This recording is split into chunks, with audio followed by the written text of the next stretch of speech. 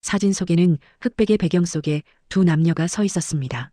턱시도를 입은 젊고 건장한 남자, 그리고 순백의 웨딩드레스를 입은 여자.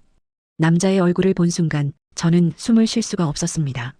30년 전 제가 처음 만났던 그 젊은 날의 남편, 상철 씨였습니다. 하지만 제 눈을 의심하게 만든 건 그 옆의 여자였습니다. 수줍게 부케를 들고 남편의 팔짱을 낀 채 환하게 웃고 있는 그 여자. 짙은 화장으로 가려져 있었지만 그 눈매와 입술의 곡선은 제가 30년 동안 매일 같이 마주하며 저주했던 그 얼굴이었습니다. 바로 사흘 전 제가 수의를 입혀 땅에 묻은 시어머니 박경숙 여사의 젊은 시절 모습이었습니다. 사진 뒷면에는 빛바랜 잉크로 정갈한 필체가 적혀 있었습니다. 1980년 초여름 우리 둘만의 영원한 약속을 기리며 1980년 40년 전에 상철 씨는 26살의 청년이었고 박 씨 노인은 이미 40을 넘긴 중년의 여인이었습니다. 나뭇결 하나하나에 스며든 향 냄새가 이토록 지독한 줄은 몰랐습니다. 3일 내내 내 몸에선 죽은 사람의 냄새가 났습니다. 수천 송이의 하얀 국화꽃이 산더미처럼 쌓여 있었지만 그것들은 죽음을 애도하기 위한 것이 아니었습니다. 그저 산 사람들이 자신들의 건재함을 과시하기 위해 보낸 전리품 같았죠. 사람들은 제 손을 잡으며 말했습니다. 고생 많았네, 이금네. 자네 같은 효부가 어디 있나? 86세 천수를 누리신 건 다 자네 덕이야. 그들의 눈 속엔 위로가 없었습니다. 그저 타인의 불행을 구경하며 나는 저렇게 되지 않아야지 다짐하는 비릿한 안도감 뿐이었죠. 저는 그들에게 예의 바르게 고개를 숙였습니다. 30년 동안 이 집안에서 배운 유일한 재주는 내 속이 문드러져도 입꼬리를 우아하게 올리는 법이었으니까요. 86세 박경숙 여사, 내 시어머니. 30년 전 가난한 집안에서 팔려오듯 시집온 내게 그녀는 신이었고 감옥이었습니다. 그녀의 임종을 지키며 내가 흘린 눈물은 슬픔이 아니었습니다. 드디어 이 지독한 연극이 끝났다는, 마침내 나도 숨을 쉬며 살 수 있겠다는 해방감의 눈물이었죠. 장례식장 VIP실의 화려함은 기괴했습니다. 사람들은 육개장을 삼키며 주식 이야기를 하고 자식 자랑을 늘어놓았습니다. 영정사진 속 시어머니는 그 추악한 광경을 지켜보며 비웃는 듯 했습니다. 넌 절대로 나에게서 벗어날 수 없어라고 말하는 것 같았죠. 여러분, 묻고 싶습니다. 당신이 지금 슬퍼하며 배웅하는 그 사람이 사실은 당신의 인생을 송두리째 훔쳐간 도둑이라면 당신은 그 죽음 앞에서 어떤 표정을 지으시겠습니까? 장례를 마치고 돌아온 저택은 평소보다 더 차가웠습니다. 30년 동안 이 집의 공기는 시어머니의 숨결로 가득 차 있었습니다. 그녀가 헛기침을 한 번 하면 집안의 먼지조차 숨을 죽였죠. 하지만 이제 그녀는 없습니다. 거실 한복판에 놓인 그녀의 휠체어가 덩그러니 놓여 있었습니다. 저는 그 휠체어를 발로 툭 걷어찼습니다. 그제야 실감이 났습니다. 그녀는 죽었습니다. 이제 이 집의 주인은 나입니다. 하지만 기쁨은 오래가지 않았습니다. 시어머니의 안방, 그 어둡고 습한 공간에서 풍겨나오는 알 수 없는 한약 냄새와 곰팡이 냄새가 제 목을 조여왔습니다. 평소 시어머니는 제가 그 방에 들어오는 것을 극도로 싫어했습니다. 천한 것의 발자국이 내 방바닥을 더럽히는 꼴은 못 본다라며 청소조차 남편 상철 씨에게 시켰던 여자였습니다. 방 한 구석, 병풍 뒤편 깊숙한 곳에 놓인 낡은 장롱.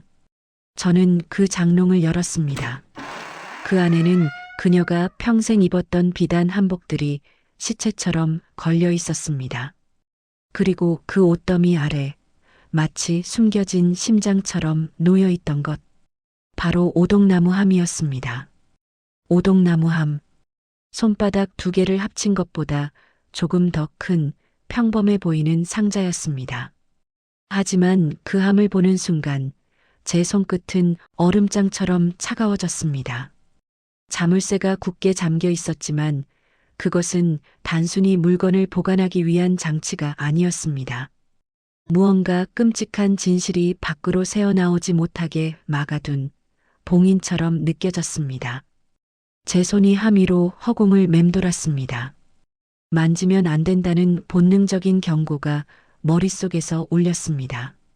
이걸 열면 넌 다신 예전으로 돌아갈 수 없어.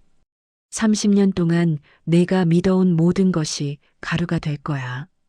등줄기를 타고 식은땀이 흘러내렸습니다. 시계 초침 소리가 유난히 크게 들렸습니다. 마치 시한폭탄이 돌아가는 소리 같았죠. 30년 전 제가 이 집에 처음 발을 들였던 날의 기억이 떠올랐습니다. 그때도 시어머니는 이 함을 품에 끼고 나를 노려보며 말했죠. 이건 내 목숨이다. 내가 죽어도 이건 절대 건드려선 안 된다. 그 말은 금기가 아니라 유혹이었을까요? 아니면 30년 뒤에 나를 향한 경고였을까요? 저는 자리에 주저앉았습니다. 함에서 배어나오는 오래된 나무 냄새가 마치 무덤 속 흙 냄새처럼 느껴졌습니다. 자물쇠를 만지려 할 때마다 제 손가락 마디마디가 비명을 지르는 것 같았습니다. 공포는 형체가 없었지만 무게는 상당했습니다. 제 어깨를 짓누르고 제 폐부에서 공기를 뺏어갔습니다. 만약 이 안에 내 가난했던 부모님의 약점이라도 들어있다면? 아니면 내가 몰랐던 남편의 추악한 과거가 들어있다면? 어둠 속에서 함의 나뭇결이 마치 살아있는 뱀처럼 꿈틀거리는 착각이 들었습니다. 저는 눈을 감았습니다. 하지만 눈을 감아도 그 함의 존재감은 사라지지 않았습니다. 오히려 더 또렷하게 내 머릿속을 파고들었습니다. 열어봐. 억울하지도 않니? 내 청춘을 바친 대가가 고작 이 차가운 집구석 하나뿐이라는 게 내면의 목소리가 속삭였습니다. 그것은 분노였고 호기심이었으며 동시에 파멸을 향한 갈망이었습니다. 저는 떨리는 손으로 바닥에 놓인 무거운 가위를 집어들었습니다. 자물쇠를 부수기 위해 가위날을 틈새에 끼워 넣는 순간 제 온몸의 세포가 일제히 곤두섰습니다. 마침내 자물쇠가 힘없이 바닥으로 떨어졌습니다. 30년의 금기가 깨지는 소리는 생각보다 초라했습니다. 상자 뚜껑을 열자마자 가장 먼저 저를 맞이한 것은 훅 끼쳐오는 곰팡내와 오래된 종이 냄새였습니다. 상자 안에는 몇 건의 낡은 수첩과 누렇게 변색된 신문 뭉치, 그리고 두툼한 봉투 하나가 들어 있었습니다. 제 손은 경련하듯 떨리고 있었습니다. 봉투 겉면에는 아무런 글씨도 적혀 있지 않았지만 그것이 이 모든 비극의 시작점임을 본능적으로 직감했습니다. 봉투 안에서 사진 한 장을 꺼냈습니다. 사진 속에는 흑백의 배경 속에 두 남녀가 서 있었습니다. 턱시도를 입은 젊고 건장한 남자, 그리고 순백의 웨딩드레스를 입은 여자. 남자의 얼굴을 본 순간 저는 숨을 쉴 수가 없었습니다. 30년 전 제가 처음 만났던 그 젊은 날의 남편, 상철 씨였습니다. 하지만 제 눈을 의심하게 만든 건 그 옆의 여자였습니다. 수줍게 부케를 들고 남편의 팔짱을 낀 채 환하게 웃고 있는 그 여자. 짙은 화장으로 가려져 있었지만 그 눈매와 입술의 곡선은 제가 30년 동안 매일같이 마주하며 저주했던 그 얼굴이었습니다. 바로 사흘 전 제가 수의를 입혀 땅에 묻은 시어머니 박경숙 여사의 젊은 시절 모습이었습니다. 사진 뒷면에는 빛바랜 잉크로 정갈한 필체가 적혀 있었습니다. 1980년 초여름 우리 둘만의 영원한 약속을 기리며 1980년 40년 전에 상철 씨는 26살의 청년이었고 박 씨 노인은 이미 40을 넘긴 중년의 여인이었습니다. 그런데 사진 속 두 사람은 모자의 모습이 아니었습니다.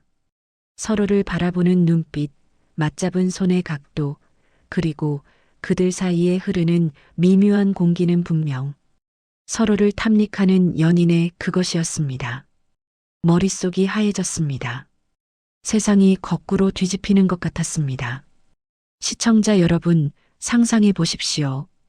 당신이 평생 어머니라 부르며 수발을 들었던 노인이 사실은 당신 남편의 첫 번째 아내였다면, 그 추악한 침대 위에서 당신의 남편과 사랑을 속삭였던 여자였다면, 당신은 그 배신감을 감당할 수 있겠습니까? 기억의 파편들이 폭풍처럼 밀려왔습니다. 30년 전 제가 이 저택의 문턱을 처음 넘던 날이 떠올랐습니다. 당시 우리 집은 아버지의 보증 실수로 길거리에 나앉을 처지였습니다. 그때 구원자처럼 나타난 분이 박씨 노인이었습니다. 그녀는 우리 집에 일하는 가사 도우미들이 있었음에도 불구하고 유독 저를 지목해 며느리로 삼겠다고 했습니다. 내 아들 상철이는 몸이 약해. 자네처럼 건강하고 심성 고운 아이가 옆에서 그림자처럼 지켜줘야 하네. 집안일은 일하는 사람들이 하겠지만 상철이의 수발과 내 몸 수발만큼은 자네가 직접 해야 해. 그게 이 집 며느리의 도리야. 그것은 배려가 아니라 격리였습니다. 그녀는 제가 외부 사람들과 섞이는 것을 철저히 차단했습니다. 가사 도우미들은 거실과 주방만 청소할 뿐, 시어머니의 안방과 남편의 서재는 오직 저만이 들어갈 수 있었습니다. 시어머니는 저를 며느리라고 부르면서도 마치 남편의 근처에는 얼씬도 못하게 감시하는 사나운 맹수 같았습니다. 신혼 초 남편과 한 방에 있으면 그녀는 어김없이 벽을 두드리거나 꾀병을 부려 남편을 자신의 방으로 불러들였습니다. 상철아, 다리가 저리구나. 와서 좀 주물러라. 남편은 도살장에 끌려가는 소 같은 표정으로 시어머니의 방으로 들어갔습니다. 어떤 밤에는 그 방 안에서 남편의 흐느낌 소리가 들렸고, 어떤 밤에는 시어머니의 간드러진 웃음소리가 들렸습니다. 저는 그저 효심이 지극한 아들과 아들에게 집착하는 노모의 비정상적인 관계라고만 생각했습니다. 제가 얼마나 눈먼 바보였는지 이 사진 한 장이 증명하고 있었습니다.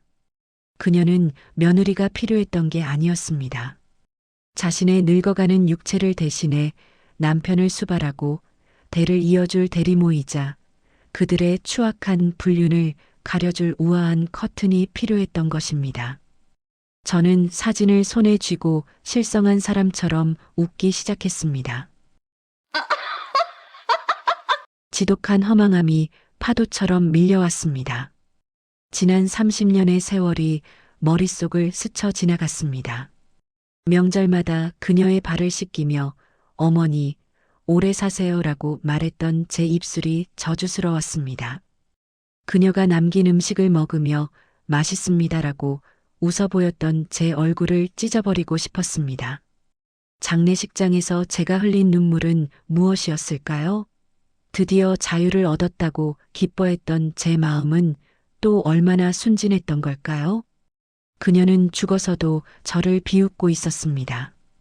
이 사진을 이 상자 안에 남겨둔 것조차 의도된 것일지 모른다는 생각이 들었습니다. 내가 아무리 발버둥 쳐봐야 넌 평생 내 남자의 찌꺼기를 먹고 산 여자일 뿐이야. 라고 말이죠. 그때 닫혀있던 안방 문이 끼익 소리를 내며 열렸습니다. 남편 상철 씨였습니다. 70이 넘은 나이임에도 불구하고 80대 노인처럼 쪼그라든 남자. 그는 문가에 서서 제가 쥐고 있는 사진을 멍하니 바라보았습니다. 그의 눈에는 놀라움도 당황함도 없었습니다. 오직 깊은 늪 같은 체념만이 서려 있었습니다. 여보, 당신 다 본 거야? 남편의 목소리는 갈라진 논바닥처럼 푸석거렸습니다. 저는 사진을 그에게 내던지며 물었습니다. 당신, 사람이긴 해? 아니, 당신들, 짐승이야? 남편은 대답 대신 고개를 숙였습니다. 그의 창백한 손등 위로 눈물 한 방울이 떨어졌습니다. 하지만 그 눈물조차 저에게는 역겨운 연극으로 보였습니다. 시청자 여러분, 진실은 때로 알지 못하는 게 약이라고들 합니다. 하지만 이미 판도라의 상자는 열렸습니다. 이제 저는 30년 동안 내가 지켜온 이 가정이라는 이름의 감옥을 제 손으로 부수려 합니다. 아니, 부수는 것만으로는 부족합니다. 나를 이 지옥에 몰아넣은 이 남자에게, 그리고 무덤 속에서 나를 비웃고 있을 그 여자에게 제가 받은 고통의 만배를 돌려줄 준비를 시작해야겠습니다. 정적은 때로 비명보다 더 날카롭게 고막을 파고듭니다. 남편 상철 씨가 휠체어에 앉아 고개를 떨군 채 흐느끼는 소리, 그리고 내 거친 숨소리만이 안방의 무거운 공기를 가르고 있었습니다. 30년 동안 이 방은 제게 거대한 무덤과 같았습니다. 시어머니의 서슬 퍼런 명령이 떨어지고 제가 무릎을 꿇고 그녀의 퉁퉁 부은 발을 닦아내던 공간. 하지만 이제 이 방의 공기가 바뀌었습니다. 저는 천천히 자리에서 일어났습니다. 무릎에서 툭 하고 뼈마디가 맞물리는 소리가 났습니다. 그 소리가 마치 제 안에 무언가가 깨어나는 신호처럼 들렸습니다. 바닥에 떨어진 결혼사진 속 젊은 날의 시어머니와 남편은 여전히 역겨운 미소를 짓고 있었습니다. 저는 그 사진을 구두굽으로 짓밟았습니다. 뽀드득 유리가 깨지고 종이가 지지겨지는 소리가 유난히 경쾌하게 들렸습니다. 여보, 왜 울어? 억울해? 아니면 이제야 들켜서 후련한 거야? 제 목소리는 저조차 생소할 만큼 낮고 건조했습니다. 감정은 이미 말라버린 지 오래였습니다. 남편은 대답하지 못했습니다. 그저 앙상한 손으로 휠체어 팔걸이를 꽉 쥐고 있을 뿐이었죠. 그 손등 위에 솟아오른 푸른 정맥이 공포로 파르르 떨리는 것을 지켜보는 것은 기묘한 쾌감이었습니다. 시청자 여러분, 30년을 노예처럼 부렸던 주인이 한순간에 내 발밑에 벌레가 된다면 여러분은 어떤 기분이 들 것 같습니까? 동정심일까요? 아니면 30년치 이자를 쳐서 돌려주고 싶은 잔혹한 정의감일까요?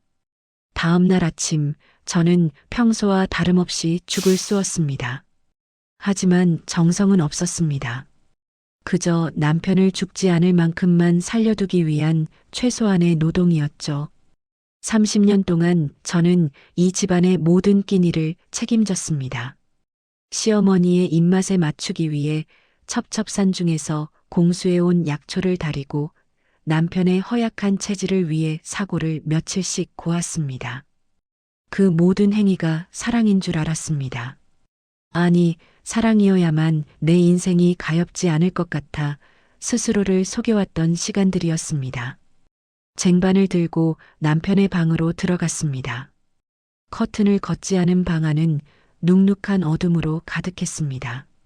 남편은 침대에 기대어 멍하니 창밖을 보고 있었습니다. 아니, 창밖을 보는 게 아니라 죽음을 기다리고 있는지도 몰랐죠. 밥 먹어. 당신 죽으면 안 되잖아. 아직 나한테 갚아야 할 게 산더미인데. 저는 남편의 입가에 거칠게 죽 한 숟가락을 밀어 넣었습니다. 뜨거운 죽이 입가에 묻어 흘러내렸지만 저는 닦아주지 않았습니다. 예전 같았으면 아 뜨거워라, 미안해요, 여보하며 호들갑을 떨었겠지만 이제 제 손에는 온기가 없습니다. 남편은 꾸역꾸역 죽을 삼켰습니다.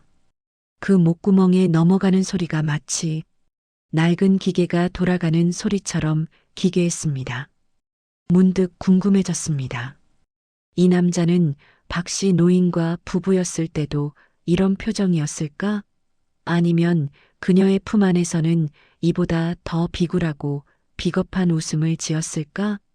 남편이 겨우 식사를 마친 후 저는 습관처럼 약 서랍을 열었습니다.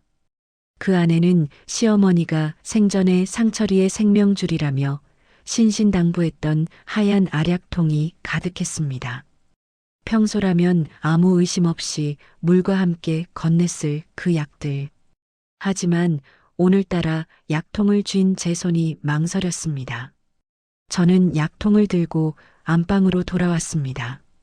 그리고 어제 짓밟아버린 사진 옆에 덩그러니 놓여있던 오동나무 함 속의 낡은 수첩을 다시 펼쳤습니다.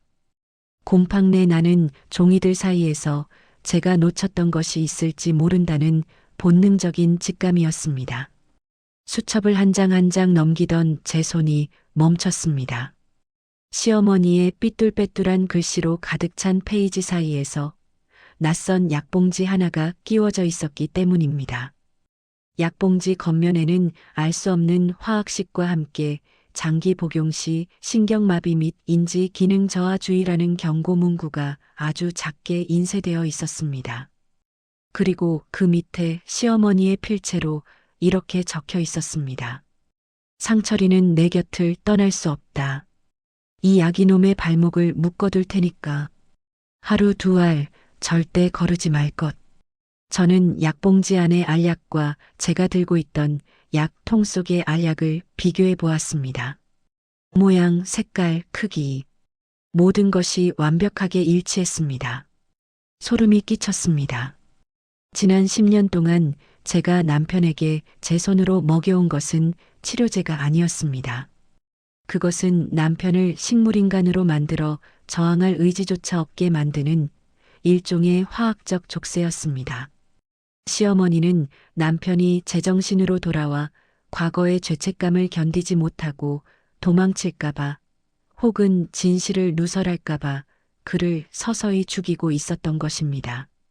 저는 약통을 흔들었습니다. 달그락거리는 소리가 마치 악마의 웃음소리처럼 들렸습니다. 저는 알약 하나를 꺼내 코끝에 가져갔습니다.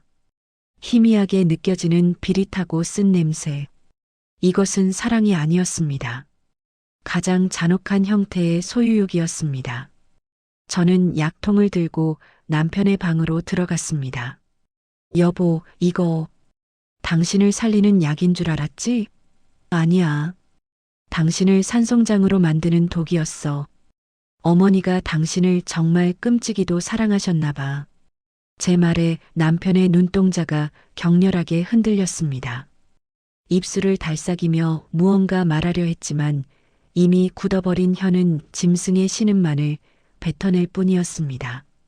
사랑하는 사람이 나를 지키기 위해 주는 약이 사실은 나를 파괴하는 독이라면 당신은 그 진실을 견딜 수 있겠습니까? 무덤 속에서도 끈질기게 이어지는 이 지독한 가스라이팅의 끝은 어디일까요? 저는 하얀 알약들을 변기에 부어버렸습니다. 그리고 대신 아주 평범한 영양제 몇 알을 약통에 채워 넣었습니다. 이제 남편의 신경은 서서히 돌아올 것입니다. 그 말은 즉 그가 자신이 저지른 죄와 제가 줄 고통을 온전한 정신으로 느껴야 한다는 뜻이기도 했습니다. 저는 대야에 찬물을 받아와 남편의 몸을 닦기 시작했습니다. 예전에는 따뜻한 물로 정성껏 닦아주던 그 몸이 이제는 짐승의 사체처럼 차갑게 느껴졌습니다. 수건을 거칠게 문질렀습니다. 남편의 창백한 피부에 붉은 반점이 피어올랐습니다. 아파? 아프겠지. 근데 여보, 내 가슴은 지난 30년 동안 이보다 더 찢겨나갔어. 당신이랑 그 노인네가 안방에서 무슨 짓을 하는지도 모르고 문 밖에서 발소리를 죽이며 서 있던 내 마음이 어땠을 것 같아? 수건을 쥔 제 손에 힘이 들어갔습니다. 남편의 목줄기를 닦을 때 제 안에 검은 욕망이 속삭였습니다. 이대로 조금만 더 힘을 주면 그럼 이 지옥도 끝이 날 텐데. 하지만 저는 멈췄습니다. 죽음은 너무 쉽습니다. 그에게는 더 긴 지옥이 필요했습니다. 걱정 마. 내가 당신 끝까지 책임질게. 어머니보다 더 지극정성으로. 당신이 죽고 싶어도 죽지 못할 만큼 그렇게 모셔줄게. 저는 남편의 눈을 똑바로 쳐다보며 생긋 웃었습니다. 남편의 눈에 서린 것은 공포, 그 이상의 절망이었습니다. 이제 이 저택의 권력은 완전히 바뀌었습니다. 30년 동안 매질당하던 노예가 채찍을 든 주인이 된 순간이었습니다. 남편의 몸을 닦아내던 제 손이 아랫배 부근에서 멈췄습니다. 제 배 위에는 오래된 아주 희미한 수술 자국 하나가 남아 있습니다. 25년 전 제 창자가 끊어지는 고통과 함께 찾아왔던 그 흔적. 그때 저는 보았습니다. 제 다리 사이로 흘러내리던 붉은 핏물과 그 핏물 속에서 채 피지도 못하고 사그라든 작은 생명을요. 의사는 유산이라고 했습니다. 몸이 너무 약해서 혹은 운이 없어서라고 했습니다. 저는 그날 이후 25년을 죄인으로 살았습니다. 명절마다 조상님 뵙기가 민망해 고개를 숙였고 시어머니의 자식도 못 낳는 쓸모없는 것이라는 타박을 채찍처럼 몸에 새기며 살았습니다. 그런데 말입니다. 남편의 신경이 서서히 돌아오며 그의 입술이 파르르 떨리기 시작한 오늘, 저는 그날의 진실을 다시 마주하게 되었습니다. 저는 남편의 귀에 입술을 바짝 갖다 댔습니다. 제 숨결이 그의 고막을 파고들 때마다 남편은 짐승처럼 몸을 떨었습니다. 여보, 기억나? 25년 전 그날 말이야.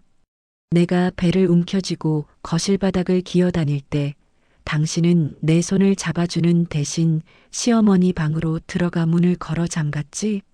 난 당신이 너무 슬퍼서 그런 줄 알았어. 자식을 잃은 아버지가 감당하지 못할 고통에 숨어버린 줄 알았다고. 저는 그의 가슴팍을 손톱으로 강하게 짓눌렀습니다. 근데 아니었어. 상자 속 수첩에 다 적혀 있더라. 어머니가 당신한테 그랬다며? 전현 배속에 든 건 내 남자의 자식이 아니라 내 재산을 노리고 들어온 기생충이라고. 그래서 당신이 내 약사발에 그 가루를 섞었다고. 당신 입으로 직접 말해봐. 사실이야? 남편의 눈에서 굵은 눈물이 줄기를 타고 귀 쪽으로 흘러내렸습니다. 약물 기운이 빠져나가며 돌아온 그의 의식은 이제 그를 지옥으로 인도하고 있었습니다. 남편은 굳어버린 혀를 필사적으로 움직였습니다. 미안, 레야. 그 짧은 세 글자. 30년의 세월을 단 세 글자로 퉁치려는 그 비겁한 사과가 제 귀에는 발광하는 소음처럼 들렸습니다. 저는 그의 뺨을 사정없이 후려쳤습니다. 고개가 힘없이 돌아간 남편의 입가에서 핏물이 배어나왔습니다. 미안해. 당신이 죽인 건 내 아이만이 아니야. 당신은 내 인생을 죽였고 내 영혼을 죽였어. 당신이랑 그 노인네가 안방에서 뒹구는 동안 나는 죽은 아이의 베네쩌고리를 품에 안고 밤마다 울었단 말이야. 저는 방 한구석에 놓인 낡은 찬장을 열었습니다. 그곳에는 제가 25년 동안 참아 버리지 못했던 빛바랜 노란색 아기 신발 한 켤레가 놓여 있었습니다. 저는 그 신발을 남편의 가슴 위에 던졌습니다. 이거 봐. 당신이 죽인 내 자식 신발이야. 당신은 아버지가 아니라 살인자였어. 박씨 노인의 충직한 사냥개에 불과했다고. 여러분, 묻겠습니다.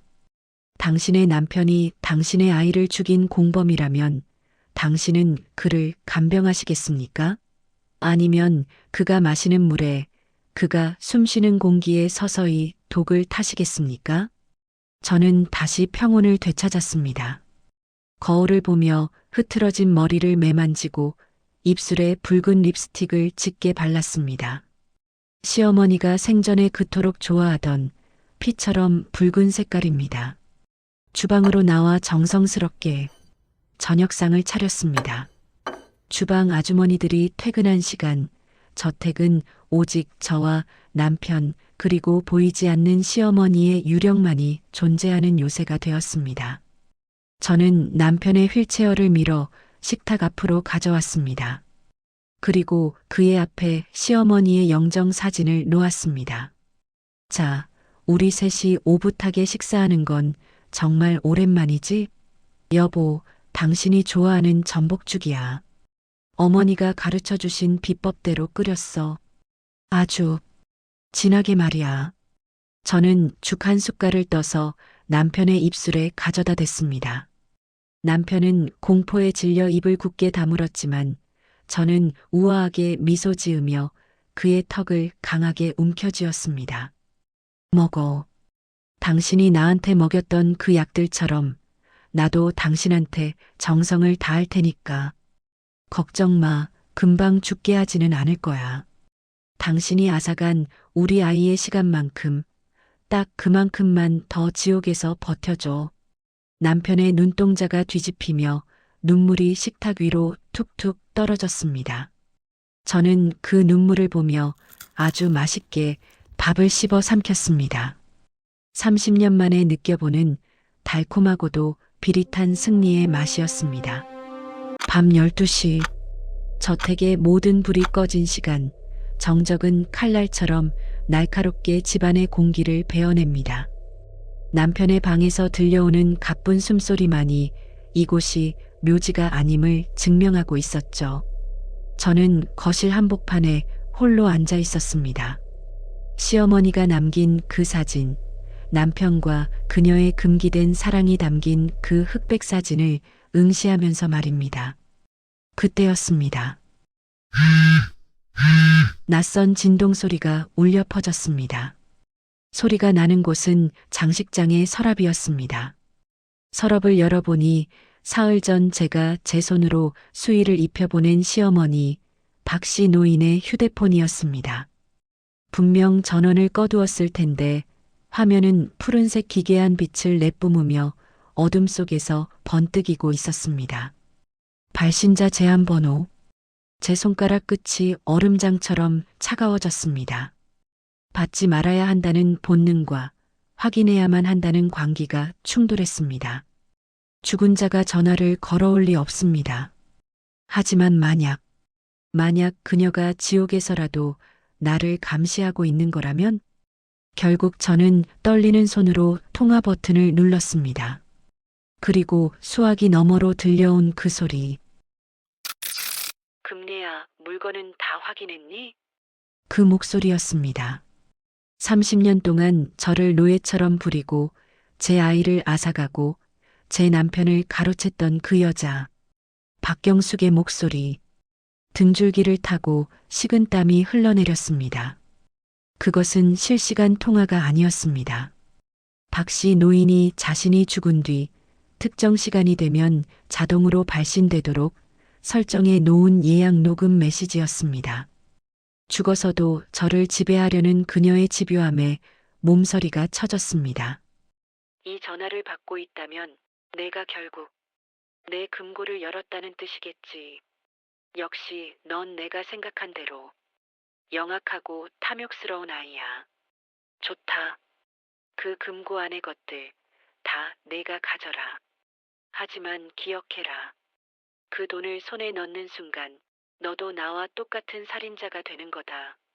상철이, 그 불쌍한 아이를 잘 지켜보렴. 걔가 입을 여는 순간 내 인생도 끝날 테니까. 전화는 툭 하고 끊겼습니다. 거실의 정막은 이전보다 수천 배는 더 무겁게 저를 덮쳐왔습니다. 살인자, 그리고 상철이가 입을 열면 끝장난다는 경고. 저는 불현듯 주위를 둘러보았습니다. 30년 동안 내 집처럼 드나들었던 거실, 주방, 복도. 그런데 그 모든 공간이 낯설게 다가왔습니다.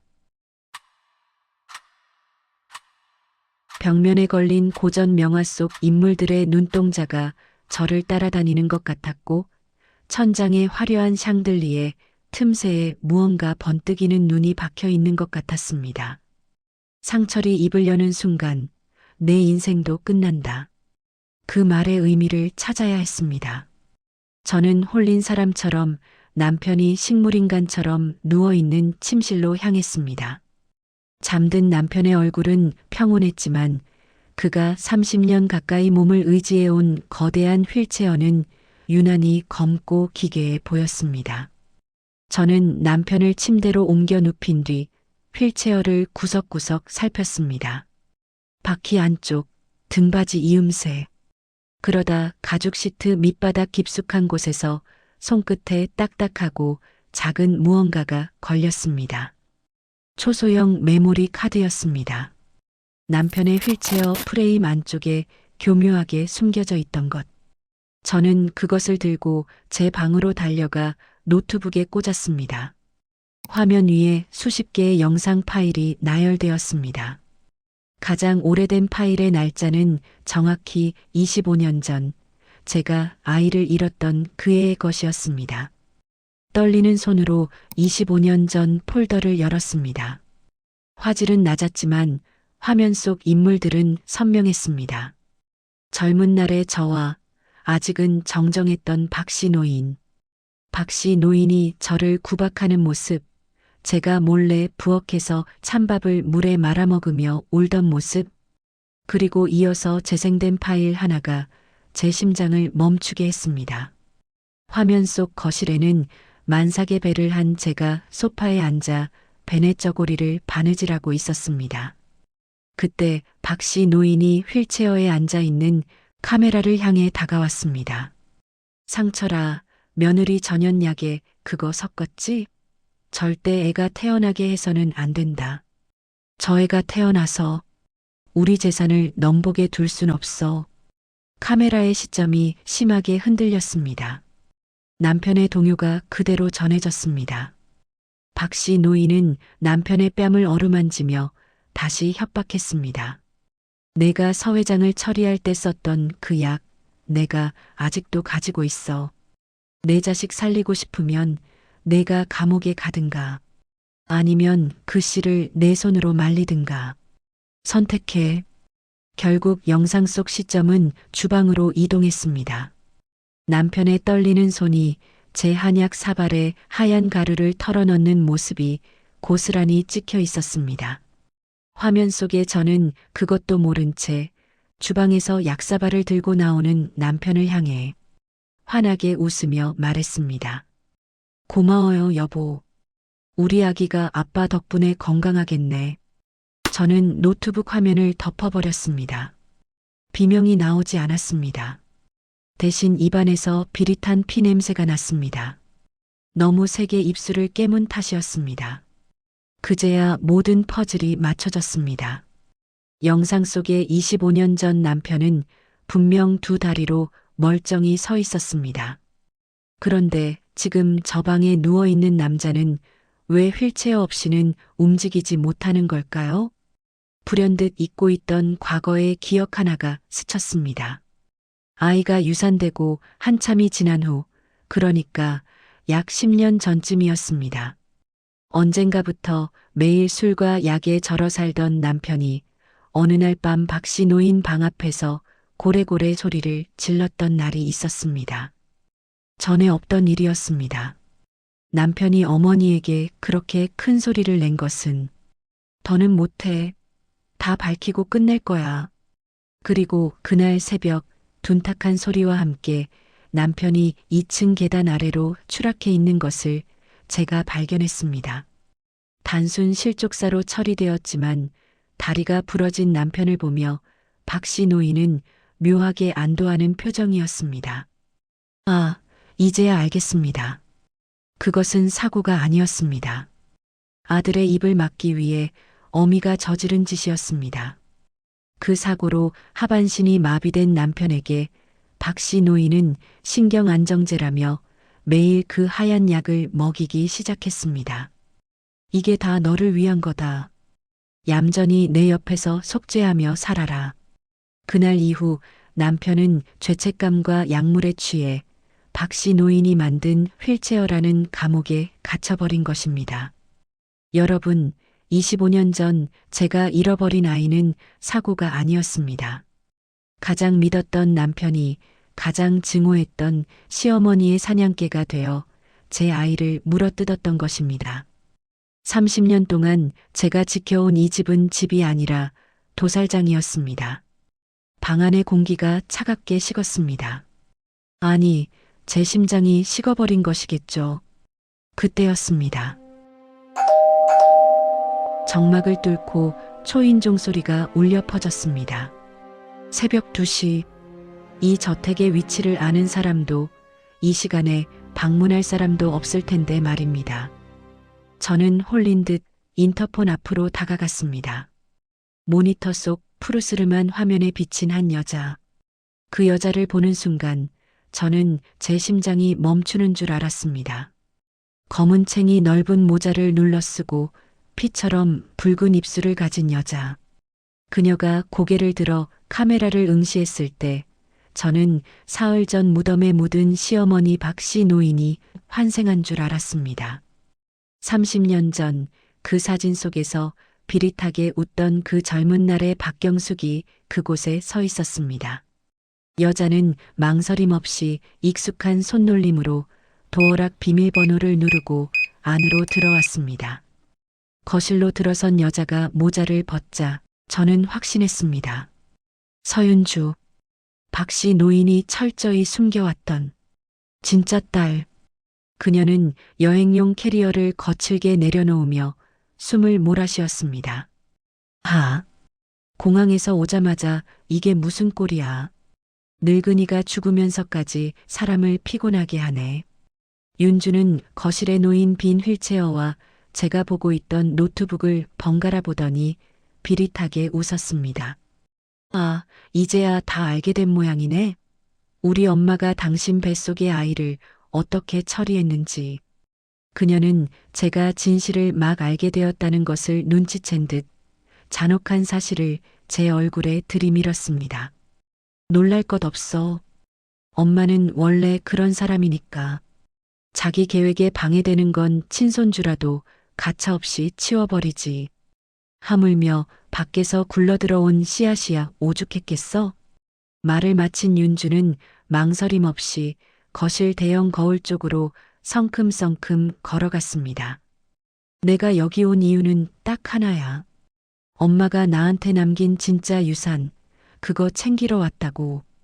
당신 같은 가짜 말고 진짜 핏줄인 나한테만 알려준 장소에 있지. 서윤주는 익숙한 듯 거실 대형 거울 뒤편에 숨겨진 버튼을 눌렀습니다. 육중한 벽면이 기계음을 내며 뒤로 밀려나자 습한 공기와 함께 쇠 비린내가 확 끼쳐왔습니다. 따라와. 엄마가 당신한테 주려던 진짜 유산이 저 밑에 있으니까. 저는 반항할 생각도 못한 채 그녀를 따라 지하로 내려갔습니다. 계단 끝에 펼쳐진 공간은 거대한 기록 보관소이자 실험실 같았습니다. 벽면 가득한 파일들, 그리고 방 한가운데 놓인 낡은 수술대. 수술대 옆 선반에는 제가 남편 약통에서 발견했던 것과 같은 하얀 알약들이 담긴 병들과 정체불명의 가루가 담긴 약사발, 그리고 낡은 약재 도구들이 놓여 있었습니다. 순간 직감이 스쳤습니다.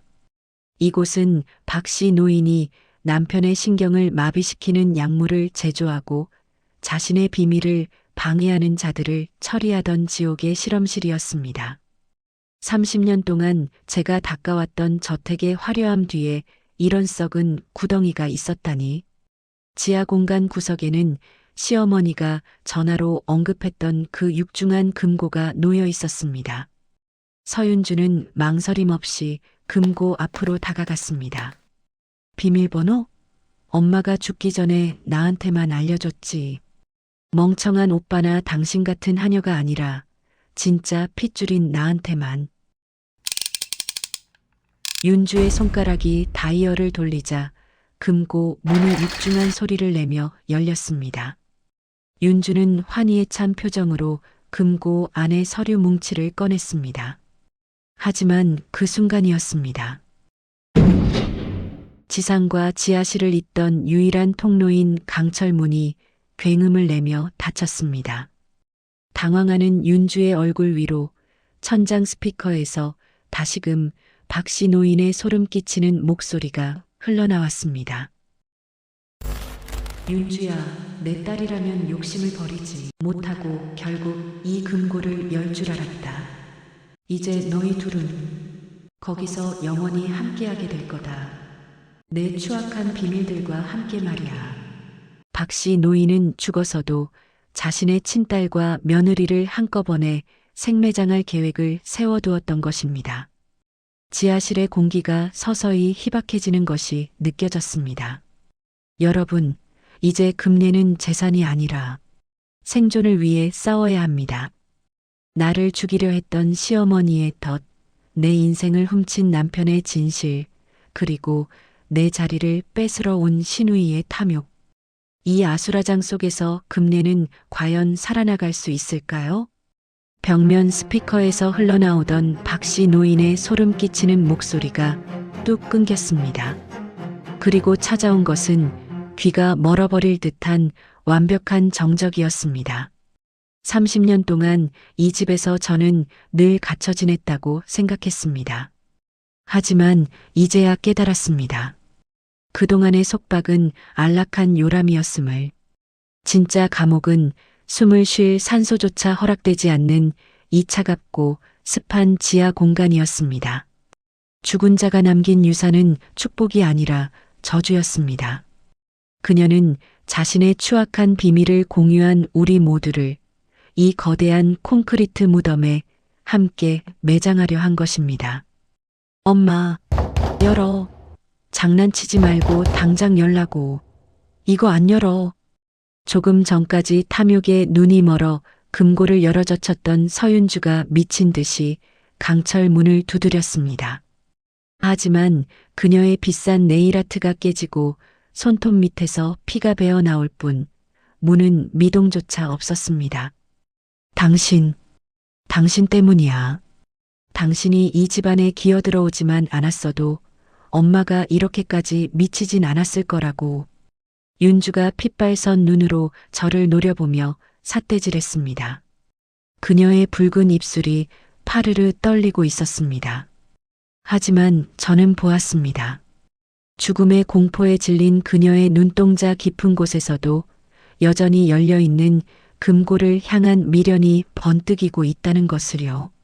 저는 바닥에 주저앉았습니다. 습한 공기 속에 쇠비린내와 곰팡내, 그리고 윤주가 흘리는 식은 땀 냄새가 뒤섞여 역겨웠습니다. 산소가 부족해질수록 머릿속은 오히려 맑아졌습니다. 30년 전 제가 이 집으로 들어오던 날 박씨 노인이 제 손을 잡으며 지었던 그 기괴한 미소. 그것은 며느리를 맞이하는 시어머니의 미소가 아니었습니다. 자신이 저지른 죄를 대신 짊어지고 갈 희생양을 찾은 사냥꾼의 미소였습니다. 여러분, 당신이 평생을 바쳐 지켜온 가치가 사실은 누군가의 범죄를 은폐하기 위한 방패막이었다는 것을 알게 된다면 당신은 그 남은 생을 어떻게 버티시겠습니까? 억울함에 가슴을 치시겠습니까? 아니면 당신을 속인 자들의 목을 끝까지 물어뜯으시겠습니까? 윤주는 포기하지 않았습니다. 그녀는 닫힌 문을 향해 저주를 퍼붓다가도 다시 금고 앞으로 기어가 내용물을 확인했습니다. 금고 안에는 그녀가 기대했던 금괴나 현금 다발은 없었습니다. 대신 정체불명의 푸른빛 액체가 든 유리병들과 한 권의 두꺼운 서류 뭉치, 그리고 낡은 녹음기 하나가 놓여 있었습니다. 윤주가 떨리는 손으로 서류를 넘기기 시작했습니다. 서 회장의 재산 상속 내역, 차명 계좌 목록. 처음엔 눈을 빛내던 그녀의 얼굴이 서류의 뒷장으로 갈수록 흙빛으로 변해갔습니다. 이럴 리가 없어. 이건 재산 목록이 아니라 살인 기록부잖아. 그랬습니다. 금고 안에 든 것은 유산이 아니라 업보였습니다. 박씨 노인이 40년 동안 자신의 지위를 유지하기 위해 제거해 온 경쟁자들, 입막음해 온 증인들, 그리고 그 과정에서 남긴 피의 흔적들이 낱낱이 기록되어 있었습니다. 그리고 그 서류 뭉치 맨 마지막 장을 본 윤주가 저를 쳐다보았습니다. 그녀의 눈빛이 흔들리고 있었습니다. 저는 본능적으로 알 수 있었습니다. 그곳에 제 이름이 적혀 있다는 것을요. 윤주가 홀린 듯 금고 안에 있던 낡은 녹음기의 재생 버튼을 눌렀습니다. 지직거리는 잡음 사이로 젊은 시절 박씨 노인의 목소리가 흘러나왔습니다. 술에 취한 듯 몽롱하고 광기에 찬 목소리였습니다. 오늘도 상철이 놈이 약을 잘 먹었나 모르겠네. 불쌍한 내 새끼. 애미가 준 약이 독인 줄도 모르고 받아먹는 꼴이라니. 그래도 어쩌겠니. 내가 서 회장 그 늙은이를 죽일 때 썼던 그 약, 그게 내 발목을 잡고 있는데 내가 살려면 평생 내 옆에서 인형처럼 살아야지. 녹음기 속 박씨 노인은 낄낄거리며 웃었습니다. 남편 상철이 시어머니의 사주를 받고 시아버지를 살해했다는 결정적 증거였습니다. 그리고 이어진 내용은 저의 심장을 멈추게 했습니다. 새로 들어온 며느리년 금례라고 했던가. 순진에 빠져가지고는 걔 뱃속에 든 게 상철이 핏줄이면 곤란하지. 윤주 몫이 줄어드니까 상철이 놈 시켜서 약을 좀 먹여야겠어. 뱃속에서 조용히 녹아내리게. 며느리녀는 평생 자기가 몸 관리를 못 해서 애를 잃은 줄 알고 살겠지. 멍청한 것. 윤주의 얼굴이 사색이 되었습니다. 하지만 녹음은 거기서 끝나지 않았습니다. 잠시 후 박씨 노인의 목소리가 한층 더 낮고 섬뜩하게 깔렸습니다. 그리고 하나 더. 내가 금내 그 천한 것을 굳이 이 집에 며느리로 들인 건 우연이 아니었다. 제 귀를 의심했습니다. 서 회장 그 늙은이가 밖에서 싸질러 놓은 더러운 씨앗. 그게 바로 금내 너였으니까. 숨이 턱 막혔습니다. 30년 동안 시아버지로만 알았던 서 회장이 사실은 제 친아버지였다는 것입니다. 박씨 노인은 그 사실을 알고 저를 이 집으로 끌어들인 것이었습니다. 내 눈앞에 두고 평생 종처럼 부리며 복수하고 싶었지. 내 자식을 지운 것도 내 인생을 짓밟은 것도 모두 서 회장을 향한 내 증오의 완성이다. 넌 평생 속지 않은 마음으로 살아야 해. 내 아비가 나에게 준 모욕을 대신해서 말이다. 녹음기는 툭 하고 끊겼습니다. 지하실의 공기가 아까보다 더 무겁고 차갑게 느껴졌습니다. 저는 멍하니 허공을 응시했습니다. 눈물조차 나오지 않았습니다. 30년. 장장 30년이었습니다. 친정아버지의 잘못된 보증으로 한순간에 거리로 나앉게 된 우리 가족을 구원해준 박 노인이라 생각했습니다. 굳이 나를 지목해서 며느리로 들어앉힌 것은 처음에는 좀 이상했지만 그것마저도 처음엔 감사하게 생각했었습니다. 그런데 그녀는 남편의 외도로 태어난 자식인 저를 데려와 노예처럼 부리며 자신의 뒤틀린 복수심을 채워왔던 것입니다. 제가 당한 모든 고통은 단지 제가 서 회장의 핏줄이라는 이유 하나 때문이었습니다. 30년 동안 나를 괴롭혔던 죄책감, 내 아이를 지키지 못했다는 그 고통이 모두 시어머니의 조작된 각본이었다니요. 심지어 나의 존재 자체가 그녀의 복수 도구였다는 사실 앞에 저는 인간으로서의 존엄성이 완전히 무너져 내리는 것을 느꼈습니다. 여러분이라면 이 끔찍한 진실을 감당하실 수 있겠습니까? 서 회장의 친딸.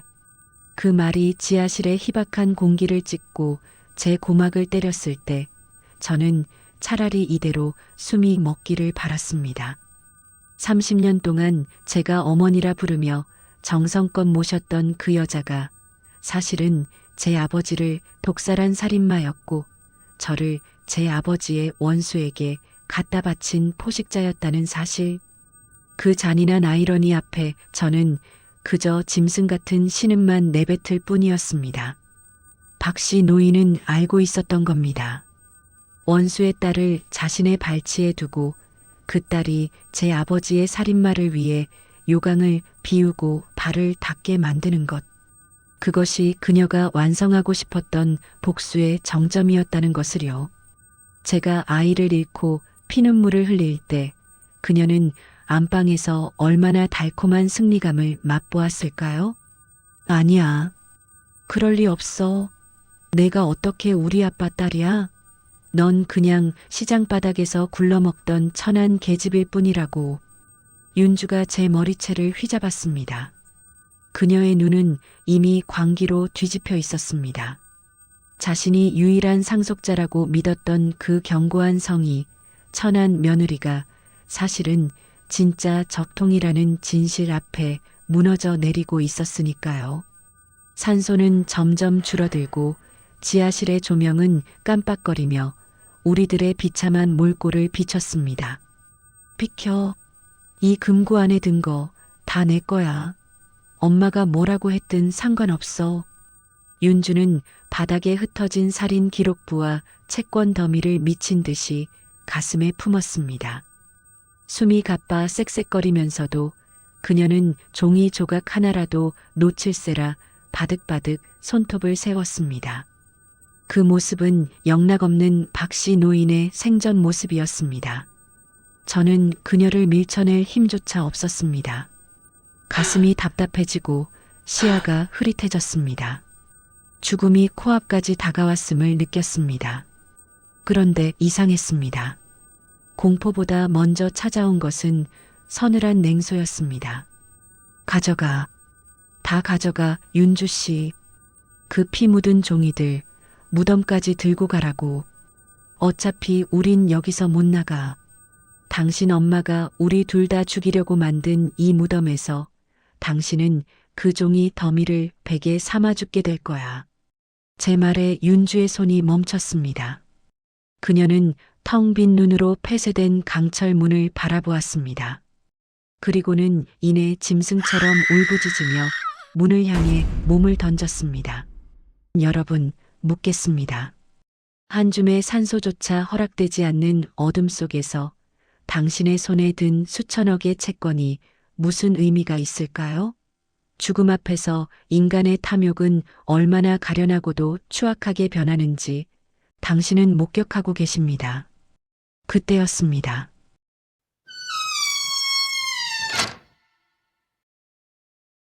굳게 닫혔던 강철 문이 기괴한 소리를 내며 아주 천천히 열리기 시작했습니다. 먼지 섞인 지상의 공기가 지하실 안으로 쏟아져 들어왔습니다. 저는 폐가 찢어질 듯한 통증을 느끼며 그 차가운 공기를 들이마셨습니다. 희미한 빛을 등지고 문가에 서 있는 그림자. 그것은 사람이 아니었습니다. 휠체어에 앉아 마치 사신처럼 우리를 내려다보고 있는 남자. 남편 상철 씨였습니다. 그는 죽어가는 힘을 다해 지상의 컨트롤 패널을 조작한 듯 했습니다. 그의 손에는 박씨 노인의 방에서 가져온 비상용 리모컨이 들려 있었습니다. 그는 말없이 하지만 모든 것을 알고 있다는 눈빛으로 저를 바라보았습니다. 여보, 금내야. 어서 나와. 남편의 목소리는 이미 이 세상의 것이 아니었습니다. 그는 박씨 노인의 명령을 거부하고 자신의 인생을 망가뜨린 여자의 마지막 설계마저 부수기로 결심한 듯 했습니다. 윤주가 먼저 비명을 지르며 계단을 뛰어 올라갔습니다. 그녀는 옆에 쓰러진 저를 돌아보지도 않은 채 오직 금고에서 챙긴 서류 가방만을 움켜쥐고 빛을 향해 달렸습니다. 저는 비틀거리며 계단을 올랐습니다. 남편 상철 씨의 발치에 도달했을 때 그는 이미 초점을 잃어가고 있었습니다. 약물 기운이 완전히 빠져나간 그의 눈은 30년 만에 처음으로 맑게 빛나고 있었습니다. 그 눈은 제게 용서를 구하고 있었습니다. 금내야, 지하실 4번 벽 뒤, 거기에 진짜가 있어. 그는 제 손에 차가운 열쇠 하나를 쥐어주었습니다. 그리고는 마지막 힘을 다해 저를 문 밖으로 밀어냈습니다. 당신은 살아야 해. 서 회장님의 유일한 핏줄이니까. 문이 다시 닫혔습니다. 이번에는 안에서 닫힌 문이었습니다. 상철 씨는 스스로 그 감옥 안에 남기를 선택했습니다. 박 씨 노인의 비밀과 자신의 죄악과 그리고 자신을 괴물로 만들었던 그 공간과 함께 영원히 잠들기로 한 것입니다. 저는 거실 바닥에 엎드린 채 통곡했습니다.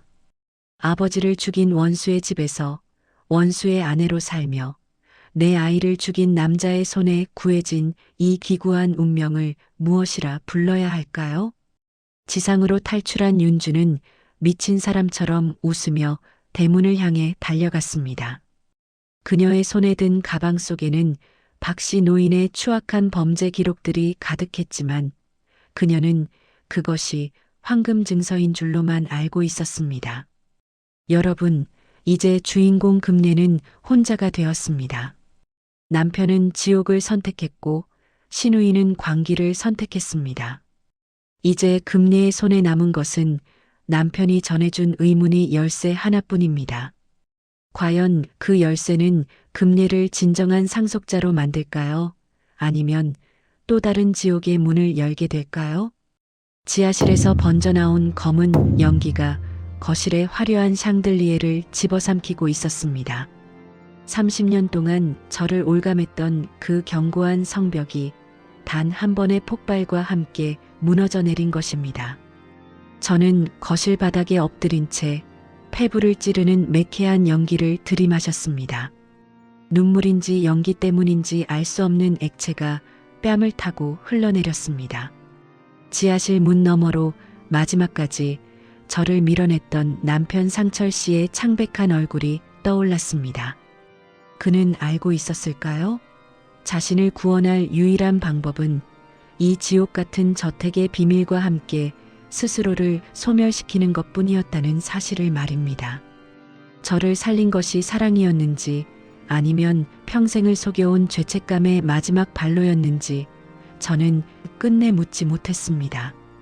밖에서는 멀리서 경찰차와 소방차의 사이렌 소리가 들려왔습니다.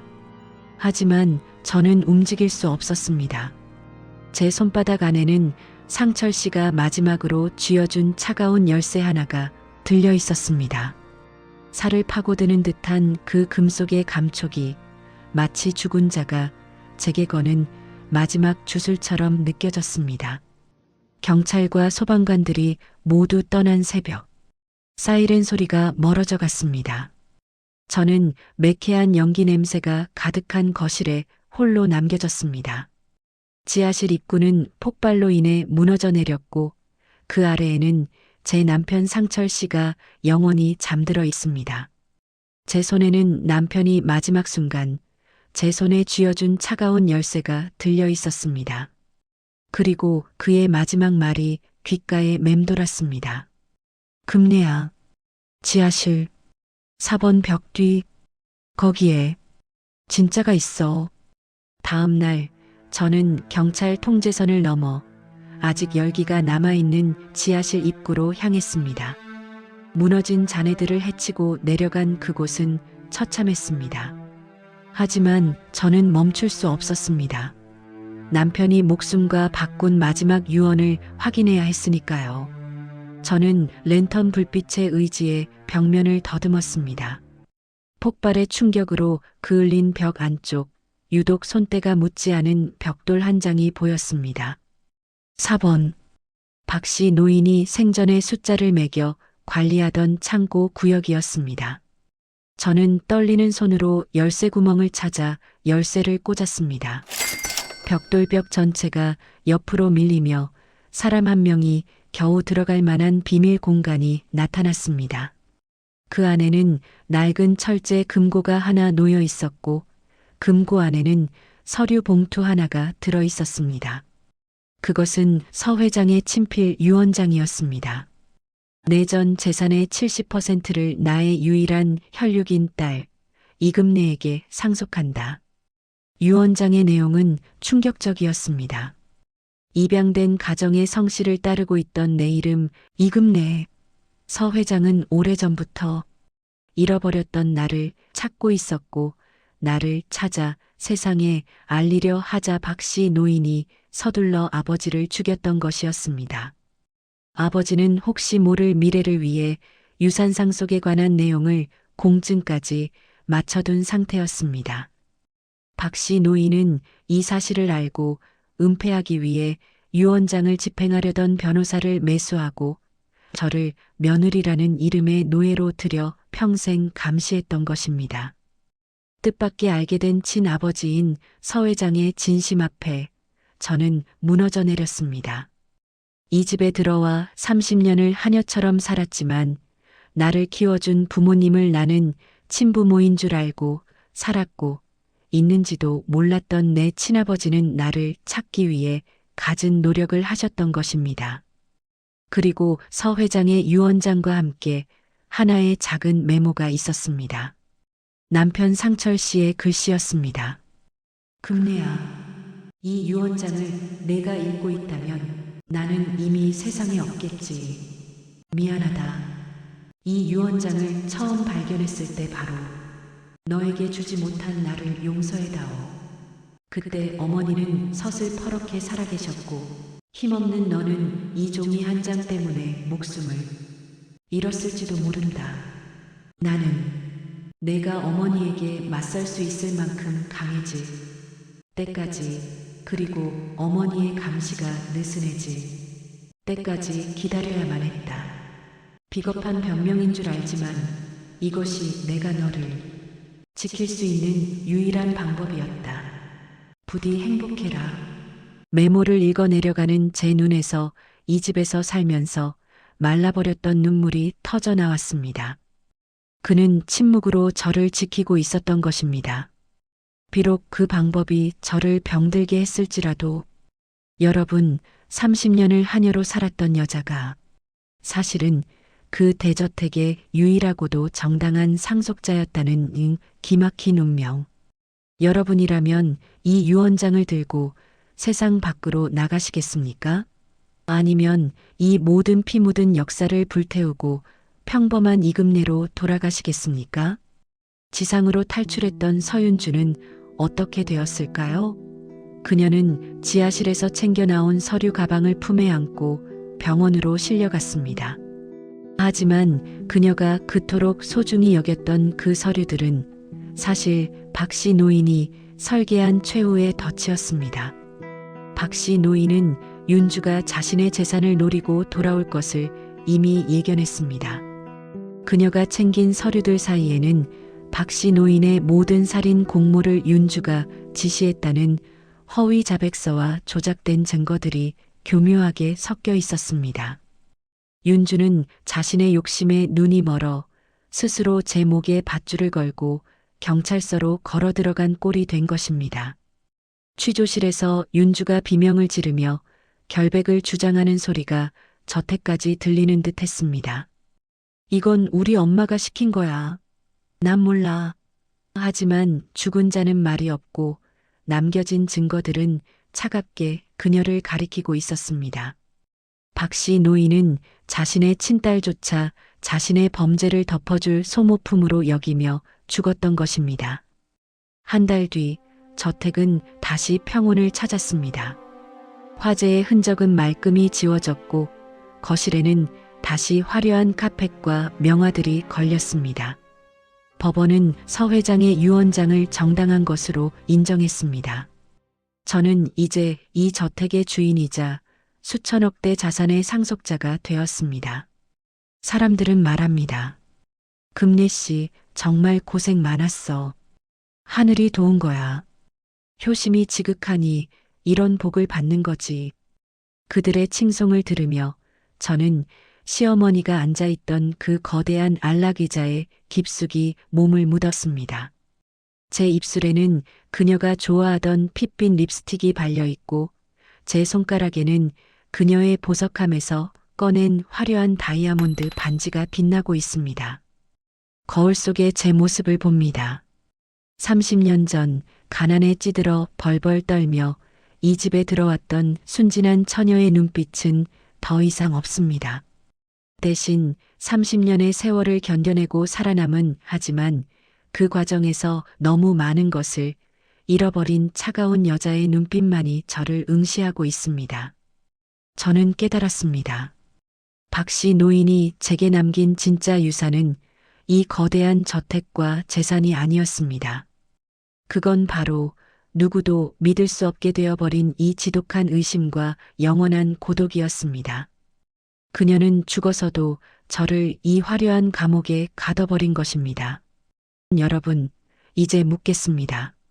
주인공 금례는 승리한 것일까요? 아니면 박씨 노인이 설계한 영원한 지옥의 새로운 주인이 된 것일까요? 30년의 복수 끝에 남은 것이 타인의 피로 물든 왕관뿐이라면 당신은 그 왕관을 머리에 쓰시겠습니까? 밤이 깊었습니다. 저는 저택의 모든 불을 끄고 홀로 앉아 있습니다. 어둠 속에서 지하실 쪽을 바라보면 가끔 상철 씨의 휠체어 소리가 들리는 듯합니다. 혹은 박씨 노인의 헛기침 소리가 귓가를 스치기도 하죠. 저는 그 소리들을 즐기며 차를 마십니다. 이제 이 거대한 저택에 살아있는 사람은 오직 저 하나뿐입니다. 제 뱃속에서 사라진 아이의 목까지, 제가 빼앗긴 30년의 청춘의 목까지, 저는 이 차가운 돈방석 위에 앉아 다 보상받을 것입니다. 죽는 날까지 말이죠. 문에 설치된 도어락이 눌러지는 소리가 들립니다. 내일 아침 식사를 준비할 사람들이 오는 모양입니다. 저는 자리에서 일어나 우아하게 옷매무새를 가다듬습니다. 그리고 거울 속에 이제는 완벽하게 혼자가 된 저에게 마지막으로 속삭입니다. 괜찮아, 금례야. 넌 살아남았잖아. 이제 이 성의 주인은 영원히 너야.